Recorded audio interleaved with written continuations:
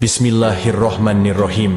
Doa ini aku panjatkan untuk keluarga kami, sahabat kami, orang-orang yang mencintai kami, dan yang menonton video ini. Ya Allah, jika di hari yang mulia ini ada yang sedang gelisah, maka tenangkan hatinya.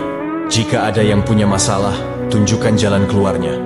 Jika ada yang sedang punya aib, tutuplah ke segala aibnya. Jika ada yang sedang sakit, angkatlah penyakitnya.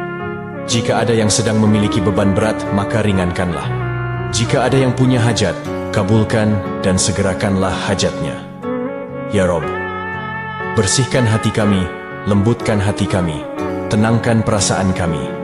Bimbinglah hidup kami di jalan yang Engkau ridhoi, agar kami semakin dekat dan taat kepadamu. Wahai yang Maha Pemurah, dengan kerendahan hati kami memohon, kabulkanlah doa ini. Amin. Ya Rabbal Alamin.